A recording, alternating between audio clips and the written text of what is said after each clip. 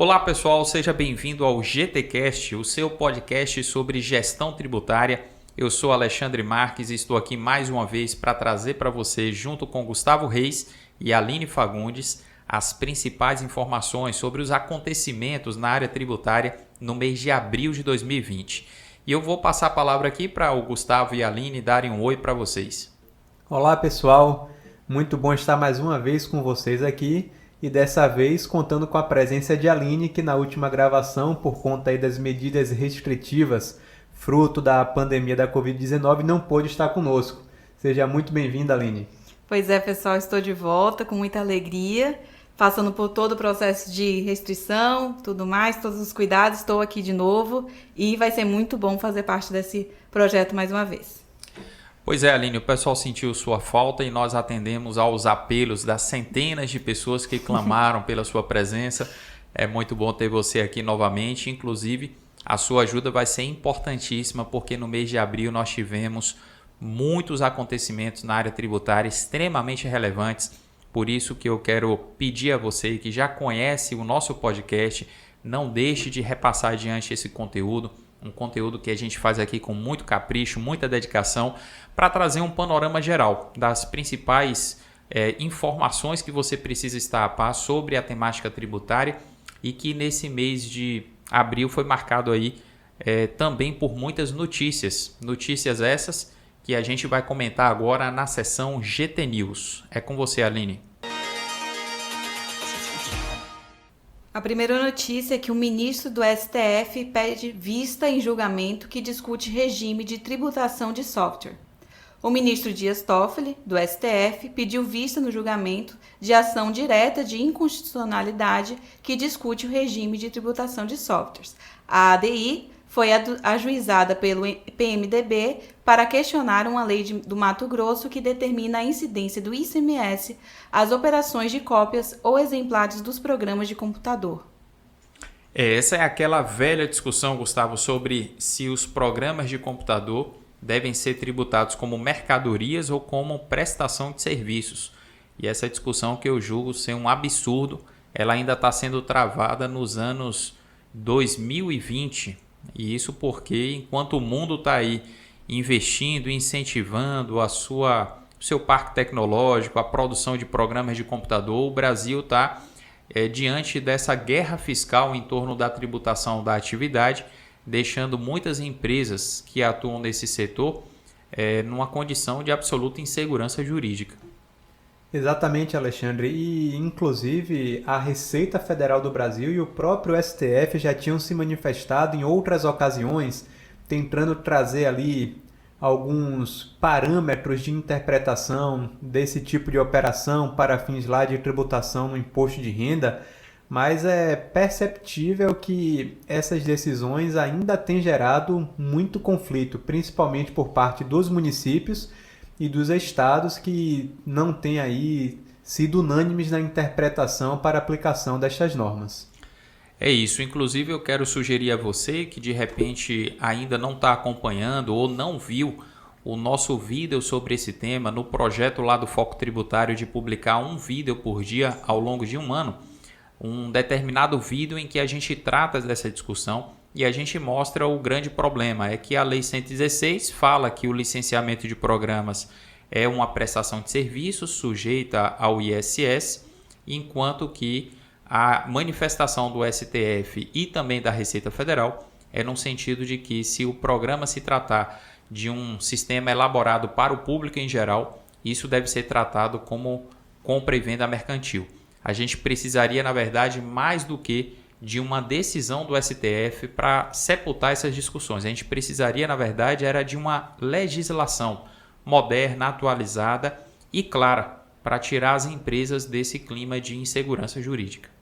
Concordo 100%, Alexandre, e só para ressaltar, eu entendo um pouco da dificuldade daqueles que lidam com essa matéria, porque imagine, você compra um CD e muitas vezes você comprando aquele CD, você não sabe se você está comprando ou se está adquirindo uma prestação de serviço do licenciamento de um software. Então, na cabeça de muita gente é realmente confuso, apesar de a Receita Federal do Brasil já ter se manifestado que esses critérios aí que você trouxe, Alexandre, quanto à forma da aquisição, se é um software de prateleira ou não, não podem mudar a depender da forma que você adquire, ou seja, qual é o suporte. Então, independente do suporte, como ele diz aqui, se é uma cópia, se é um exemplar, se é por um CD, a análise tem que ser se aquilo é um software de prateleira ou não, independentemente do suporte que ele vem. Eu entendo que realmente é bastante complexo e que exigiria aí uma mudança bem significativa para que essas dúvidas sumam, né, nesse sentido. O Procurador-Geral da República defende isenção de contribuição previdenciária sobre terço de férias. De acordo com Augusto Aras, não incide contribuição previdenciária sobre o terço constitucional de férias, sejam estas indenizadas ou gozadas, pois a verba possui natureza indenizatória, compensatória e não constitui ganho habitual do empregado. Essa é a tese com repercussão geral sugerida pelo Procurador-Geral da República no processo em que o STF analisa a constitucionalidade da contribuição previdenciária sobre o terço de férias. Uma tese bastante interessante que eu acho, inclusive, que ela é coerente na medida em que o trabalhador, via de regra, ele não se beneficia da tributação do INSS sobre o terço de férias. E isso normalmente porque o impacto que essa tributação tem no cálculo da média do salário de contribuição do trabalhador é extremamente irrelevante no que diz respeito aí ao aumento do salário de contribuição dele para fins de benefício. Então, me parece sensato realmente tratar essa parcela como uma parcela não tributável. Mas a gente tem que aguardar, porque em relação a diversas parcelas, se tem caráter remuneratório ou indenizatório, o posicionamento do judiciário tem variado.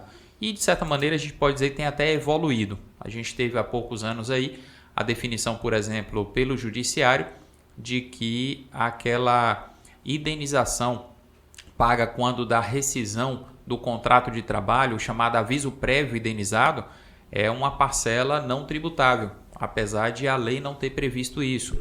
E assim a gente tem assistido um movimento dos contribuintes contra determinadas cobranças e, em parte, um acolhimento por parte do judiciário. Projeto de lei complementar antecipa para 2021 direito de crédito do ICMS para empresas. O projeto de lei complementar 8 de 2020 antecipa para 2021 o direito de o contribuinte receber créditos do ICMS decorrente das operações envolvendo mercadorias destinadas ao uso ou consumo da empresa, energia elétrica e serviços de comunicação, como a telefonia. A proposta tramita na Câmara dos Deputados e altera a Lei Candir, que regulamenta o tributo. A norma prevê atualmente que o direito de crédito do contribuinte só iniciará em 2033.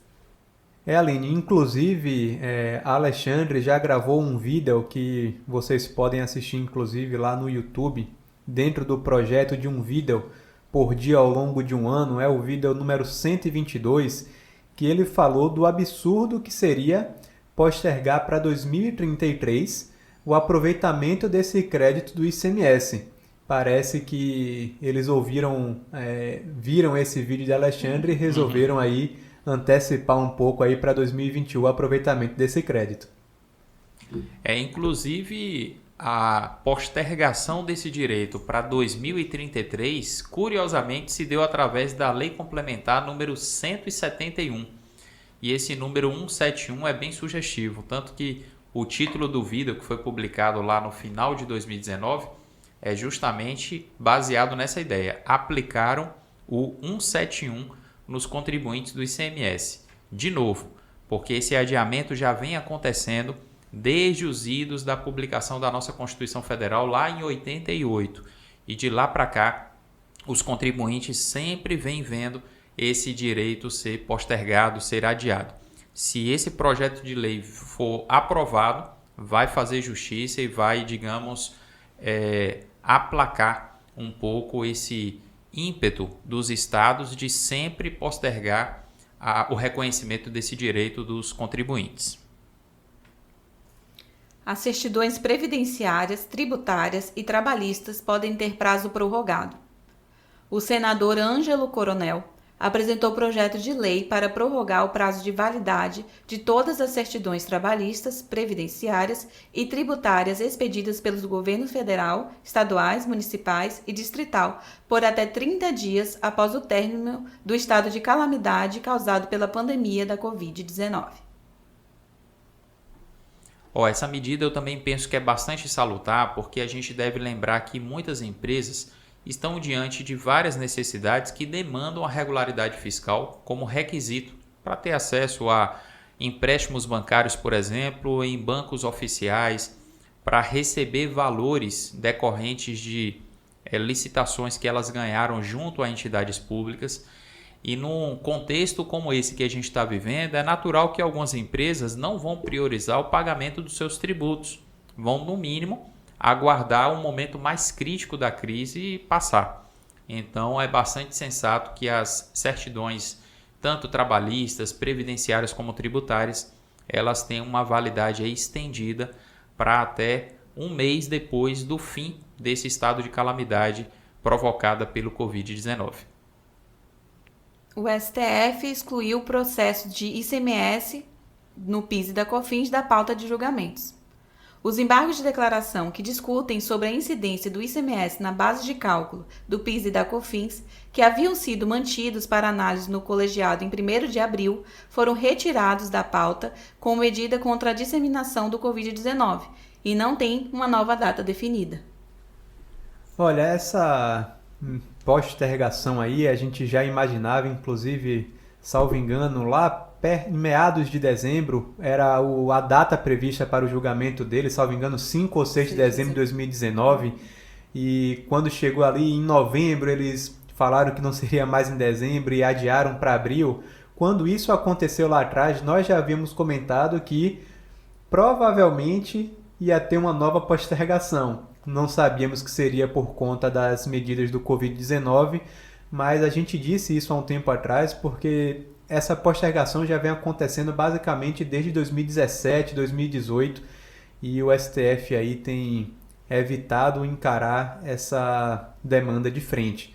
Mas não tem data definida e provavelmente aí em 2020 não deve ser pautado não. Pois é, Gustavo, acho que essa é a pauta mais comentada da gente, só deveria estar brigando com a social e a mudança no cronograma, viu? Então agora vamos para a nossa próxima sessão, Agora é Lei, comentando as principais normas tributárias publicadas no mês de abril de 2020.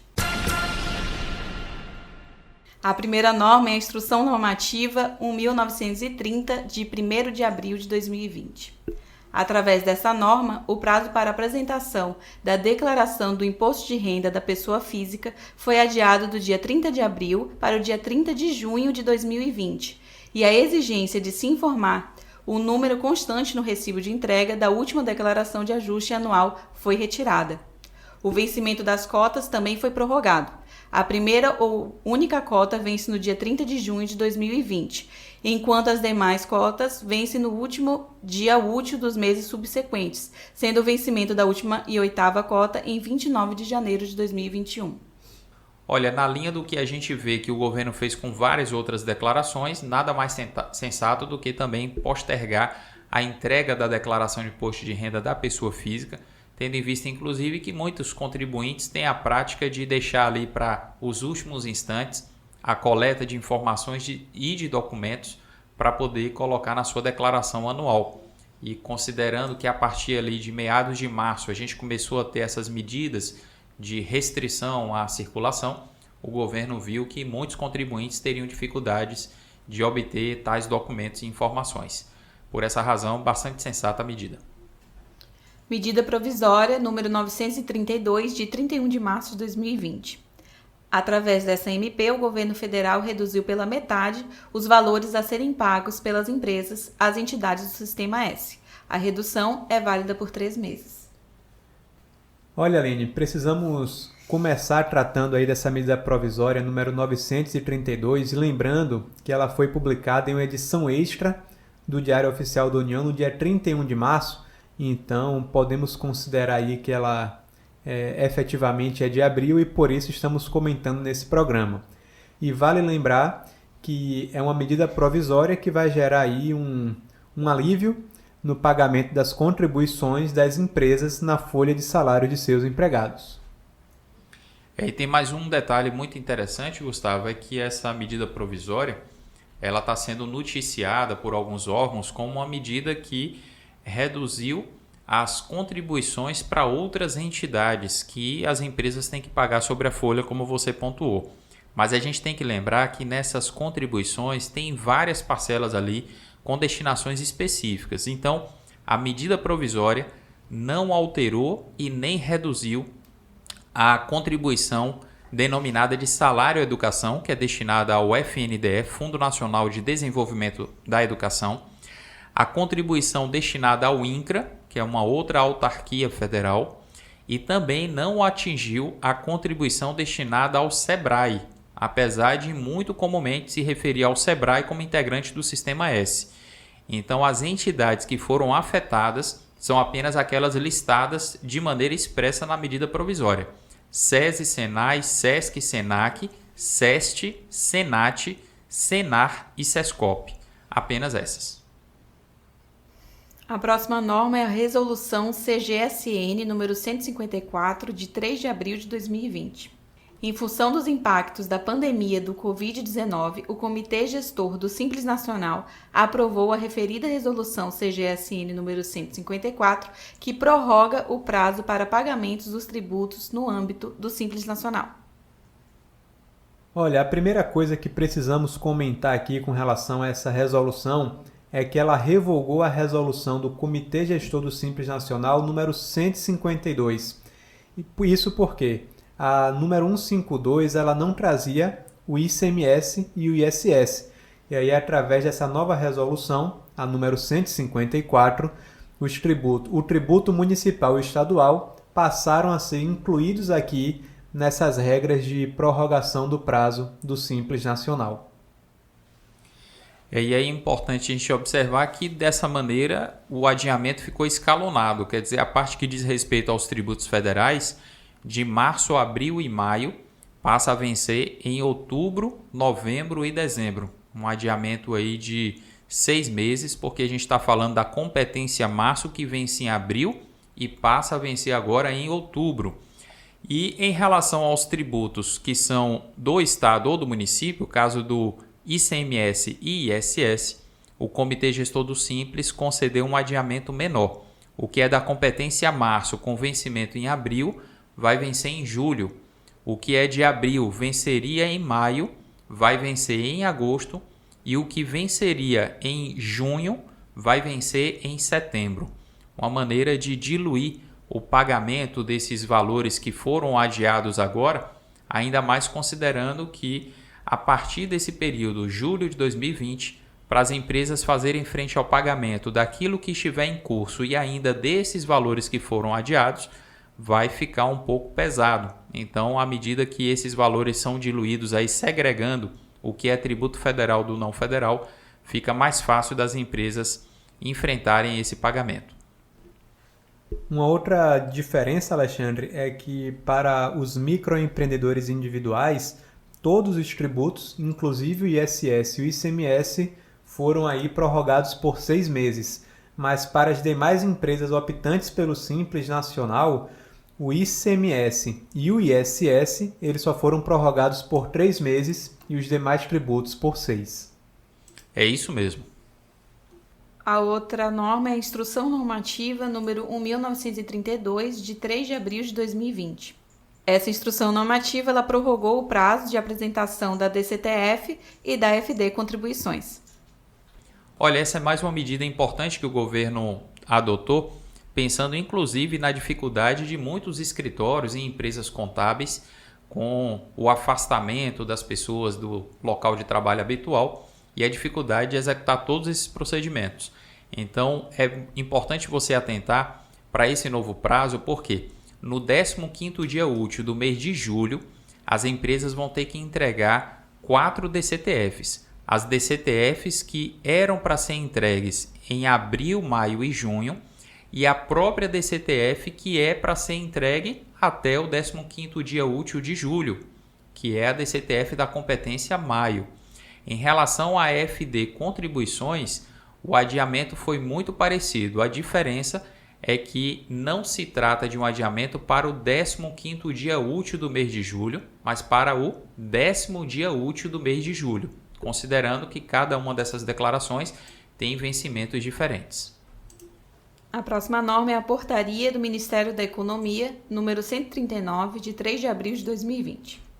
A partir dessa portaria, ficou alterado o prazo para pagamento da contribuição previdenciária patronal devida pelas empresas e pelo empregador doméstico, da contribuição para o PIS, PASEP e COFINS, que ocorreria em abril e maio de 2020 para agosto e outubro de 2020, respectivamente. Olha, Alexandre, se você me permite, eu vou abrir aqui o comentário dessa portaria, porque ela tem dado o que falar, se assim a gente pode dizer. Temos recebido aí dúvidas pelas redes sociais, através dos nossos e-mails, quase que diariamente, questionamentos a respeito dessa portaria, porque ela trata de contribuição previdenciária e do PIS, PASEP e da COFINS, mas ela não deixou claro se essa prorrogação alcançaria de alguma forma as regras de retenção na fonte. E parece que com relação ao INSS, isso já está até pacificado, até porque a própria Receita Federal do Brasil editou o Ato Declaratório Executivo CODAC número 14 de 2020, deixando bem claro que essa prorrogação não alcança a retenção do INSS. Mas a Receita Federal não falou nada com relação ao PIS e à COFINS. E muita gente tem tido dúvida com relação a essas contribuições. Nós temos dito também que não alcança as retenções nesses casos. É isso mesmo, Alexandre? Minha opinião é exatamente essa, Gustavo. Inclusive, nesse nosso projeto de publicar um vídeo por dia ao longo de um ano, assim que saiu essa portaria, a gente preparou um vídeo, publicou enfatizando este aspecto. Porque a gente não deve confundir a obrigação do contribuinte com a obrigação do responsável tributário. A obrigação do responsável tributário eu costumo dizer que é uma obrigação interdependente. Ela tem alguma relação com a obrigação tributária do contribuinte, mas o sujeito passivo e todas as demais características, o momento de ocorrência do fato gerador, forma de recolhimento, tudo isso é definido na legislação que cria a hipótese de retenção na fonte. E essa legislação não é citada em momento algum na portaria. Por isso, muito acertado esse seu raciocínio, sua observação é extremamente pertinente. A próxima norma é o Decreto número 10.305, de 1º de abril de 2020. Através desse decreto, ficou reduzida a zero a alíquota do IOF incidente sobre algumas operações de crédito pelo prazo de 90 dias. Olha, essa medida é também bastante salutar, mas a gente precisa observar que lá no decreto que traz as alíquotas de incidência de IOF, a gente tem inúmeras hipóteses de incidência e as que foram reduzidas são principalmente aquelas que incidem em operações de curto prazo, que envolvem principalmente operações para financiar o capital de giro das empresas.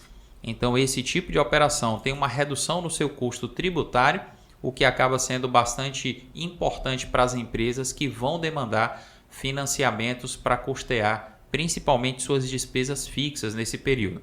A gente não pode considerar que outras operações, como por exemplo operações de seguro e outras mais, estão beneficiadas também com essa redução, porque a redução é restrita apenas a algumas operações de crédito, principalmente aquelas que envolvem financiamentos de curto prazo. A outra norma é a Lei nº 13.988, de 14 de abril de 2020. Essa norma ela regulou a transação tributária no âmbito federal e definiu condições e requisitos para que ocorra a transação tributária, estabelecendo as hipóteses em que ela pode ocorrer. Olha, essa medida também é bastante interessante porque ela acaba dando uma flexibilidade maior para a União transformar em dinheiro aquilo que é um estoque de dívida ativa tributária bastante expressivo que hoje supera a casa do R$ 1 trilhão. Então, dentre outras medidas, a transação ela pode ser feita ou individualmente ou por adesão, e nessa proposta por adesão, o governo pode oferecer condições ali facilitadas de pagamento que não demandem necessariamente a edição de um programa de regularização fiscal, os chamados refis, e isso acaba permitindo que algumas empresas paguem débitos em condições mais favoráveis do que, por exemplo, nas condições hoje oferecidas pela Lei 10.522, quando traz ali as normas, as regras do parcelamento padrão, vamos dizer assim, dos tributos federais.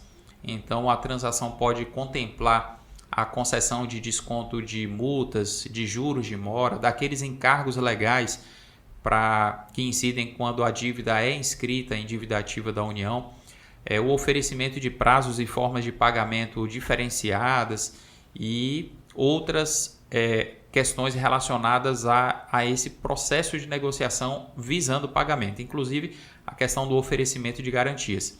Essa liberdade maior que a União ganha para poder transacionar e receber esses créditos, que em grande parte são créditos podres, acaba sendo mais interessante e aumenta o potencial de realização desses créditos por parte da União. Meu único receio é em relação ao caráter discricionário que algumas dessas decisões pode ganhar. E isso acaba sendo perigoso porque algumas empresas com dívidas muito elevadas podem ser mais favorecidas do que outras que têm menos poder de barganha, digamos assim. Vamos para a nossa última norma, que é a medida provisória número 955, de 20 de abril de 2020. Essa medida provisória, ela revogou uma outra medida provisória de número 905, de 11 de novembro de 2019, que instituía o contrato de trabalho verde e amarelo e alterava a legislação trabalhista. Olha, um grande impacto aí dessa revogação, dessa modalidade de contrato de trabalho verde e amarelo, que como era chamado, é que a empresa ela iria pagar o FGTS de 2%, independentemente do valor da remuneração, e ela ficaria isenta da CPP, né, que seria a Contribuição Patronal Previdenciária, além da isenção de algumas contribuições sociais para o SESI, SESC, SESC, dentre outras. Então, as empresas que iriam se beneficiar dessas isenções, dessa redução do FGTS, pelo visto não poderão mais, já que o contrato de trabalho verde e amarelo foi revogado. Vamos agora para os comentários acerca das principais decisões judiciais ou administrativas sobre a matéria tributária. É a seção De Olho nos Tribunais. A primeira decisão vem lá do STF, que aprovou súmula vinculante sobre imunidade tributária para livros eletrônicos. Em decisão unânime, o plenário do STF aprovou a proposta de súmula vinculante 132, formulada pela Associação Brasileira das Empresas de TI, para fixar que a imunidade tributária dada pela Constituição Federal a papel, jornais, livros e periódicos se aplica também a livros digitais e seus componentes importados. Olha, Aline, eu acho que a gente já até havia comentado algo recente a esse respeito, dizendo que, salvo engano, foi uma decisão que saiu concedendo essa imunidade aos livros digitais, que isso aí já era bem pacificado, inclusive do âmbito do STF. E não havia tantas discussões, mas é claro que o fato de existir uma súmula vinculante gera uma segurança muito maior. Apesar de que não lembro se já havia aí há algum tempo discussões grandes a respeito da imunidade dos livros digitais. Eu lembro da gente ter comentado mesmo e tem uma lembrança de que há muitos anos a orientação do STF era no sentido contrário.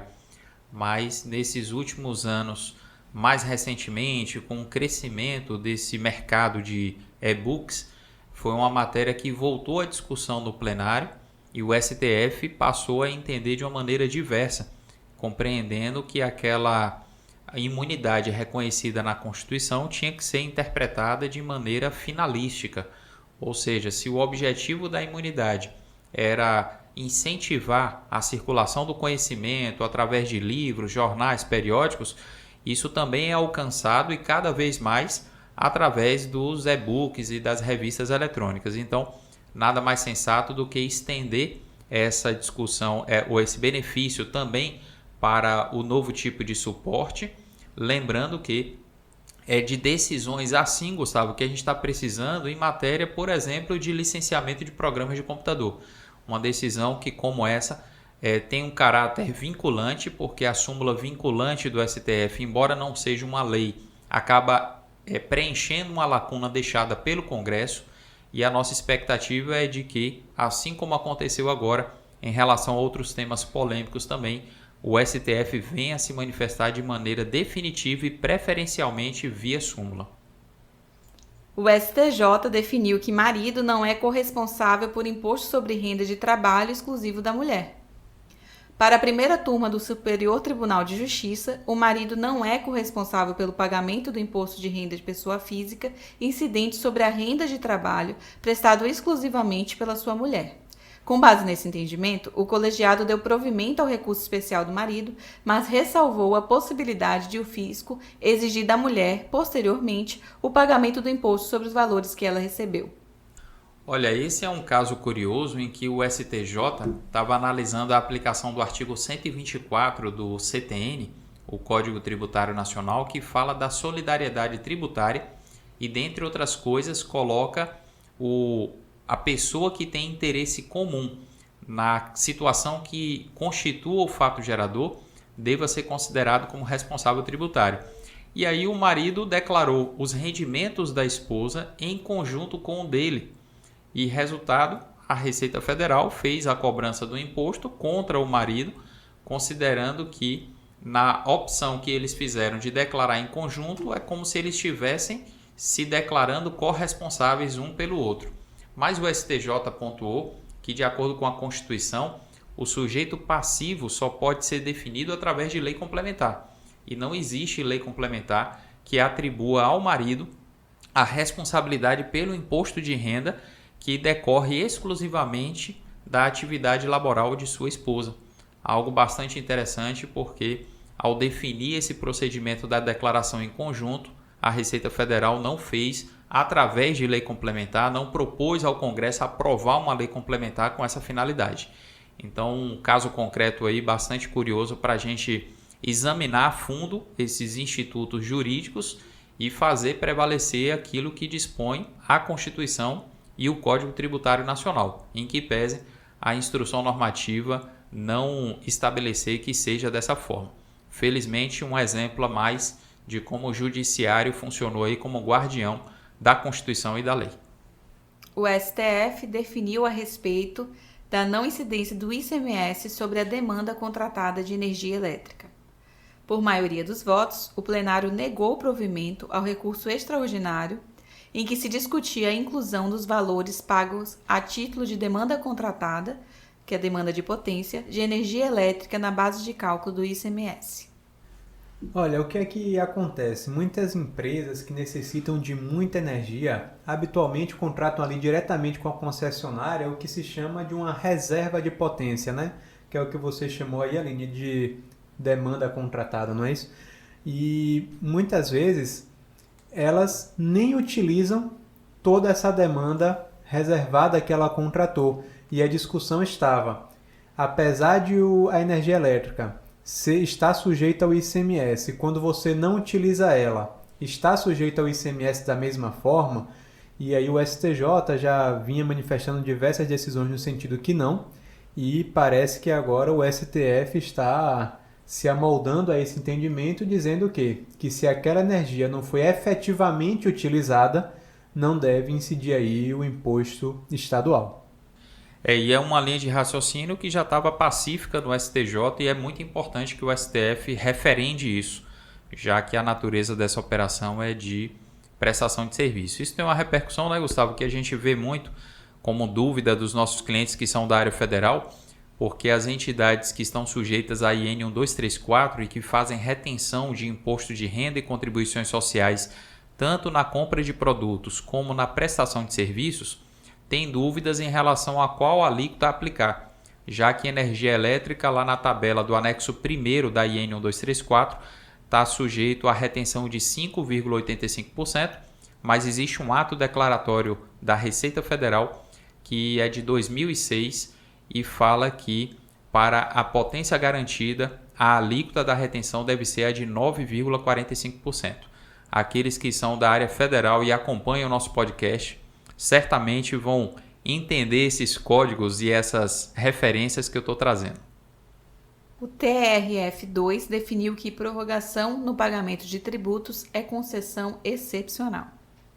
A concessão pelo Judiciário de maior prazo para pessoas jurídicas pagarem tributos durante a pandemia do Covid-19 só deve ocorrer se ficar comprovado o abalo financeiro sofrido.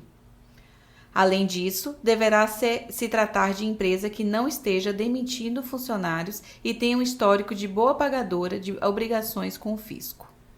Olha, pelo que eu estou entendendo aqui, não sei se vocês concordam comigo, o que o TRF2 está analisando é o seguinte: se aquele tributo já não está contemplado por alguma norma que prorrogue o prazo do pagamento daquele tributo e a empresa ela quer buscar no judiciário que algum outro tributo também seja alcançado por essa prorrogação, estes são os critérios que têm que ser analisados. Ele não está tratando aqui daquilo que já está pacificado por meio de normas, mas algum outro tributo que a empresa queira prorrogar o pagamento, me parece que ele vai aqui querer analisar se a empresa tem um bom histórico com o fisco, se ela está realmente em necessidade para que aquele prazo possa ser concedido especificamente para aquela empresa que está pleiteando no judiciário.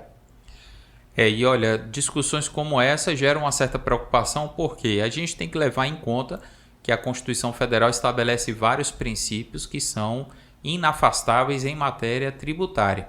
Um deles é o princípio da legalidade, o outro é o princípio da isonomia. Então, pensando que uma empresa, em função dessas dificuldades que são assim muito particulares, apesar de serem decorrentes de uma crise generalizada, mas a realidade de cada empresa é muito diferente, a empresa ir ao judiciário conseguir uma prorrogação dessa e outra que não foi ao judiciário ter que se submeter aos prazos previstos na legislação, não me parece sensato. Então a gente precisa se preocupar aqui com aquilo que muito se comumente denomina aí de ativismo judicial. O judiciário ele não tem essa função de legislar e especialmente legislar em favor de uns, legislar em favor apenas daqueles que vão recorrer ao judiciário para buscar alguma medida protetiva. O que o governo ou os governos devem fazer é avaliar com sensibilidade a dificuldade das empresas de encarar o pagamento dos tributos da forma normal. E isso a gente está vendo em partes. A gente já viu aí, já comentou inclusive nesse programa, várias prorrogações no recolhimento de tributos que, no nosso ponto de vista, é o que deve ser feito. Não é o judiciário que deve definir isso. Chegamos à última etapa do nosso programa, dedicada a responder às perguntas dos nossos ouvintes. É a sessão Pergunte ao Especialista. A primeira dúvida é da Miriam e ela nos questionou assim: minha empresa é da construção civil. O tomador do serviço me pagou o valor do contrato com desconto do INSS. Contudo, não efetuou o pagamento devido da guia. Com isso, estou com uma dívida na Receita Federal. Como proceder nesse caso? Olha, Miriam, a sua dúvida ela é bastante interessante porque quando a gente analisa a legislação que trata da retenção de INSS na seção de mão de obra ou empreitada, a gente verifica que a empresa prestadora ela não depende do recolhimento do INSS retido pelo tomador do serviço para fazer jus ao crédito para fins de compensação. Diz a legislação que a única obrigação, o único requisito que o prestador deve preencher para se valer desse crédito é o destaque na nota fiscal. Portanto, se a sua empresa, ao emitir a nota fiscal contra o tomador, destacou a retenção nos termos da legislação, especificamente do capítulo 8º da IN 971, você não precisa se preocupar. Pode efetuar a compensação na sua GFIP, se assim você ainda é obrigado a entregar GFIP, não entrou ainda na obrigatoriedade do E-Social e da FD-REINF, e eventual averiguação da Receita Federal vai ser feita com base na nota fiscal que você vier a apresentar com o destaque da retenção.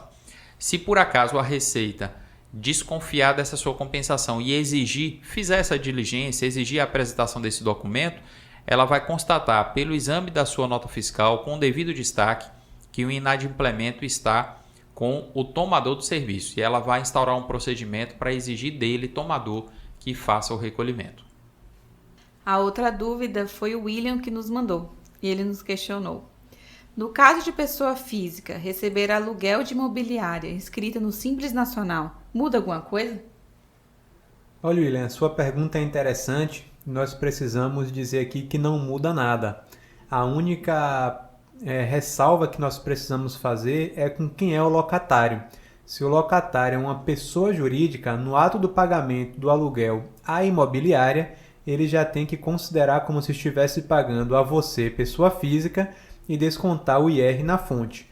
Caso o locatário seja uma pessoa física, não há nenhuma obrigação aí de fazer a retenção do imposto de renda no momento do pagamento do aluguel à imobiliária. Mas o fato de a imobiliária ser do Simples ou não altera nada aí a condição sua de receber esses valores dela, até porque ela só está atuando aí na figura de uma mera intermediária. Então, pessoal, chegamos ao final de mais um GTcast. Eu espero que você tenha tido condição de acompanhar o programa até o final, considerando que dessa vez nós tivemos muito conteúdo para comentar, mas ao mesmo tempo foi muito importante para você ficar atualizado acerca das principais alterações que ocorreram no mês de abril na área tributária e as principais decisões também a respeito dessa matéria. Espero continuar contando com a sua audiência e vou passar a palavra aqui para Aline e Gustavo se despedirem também. É isso, pessoal. Muito obrigado pela participação de vocês. Não deixem de comentar, mandar sua dúvida, participar conosco aqui desse programa que é feito exclusivamente para você. Pois é, agora que terminamos, posso dizer muito bom estar de volta e até o próximo. Até o próximo, pessoal.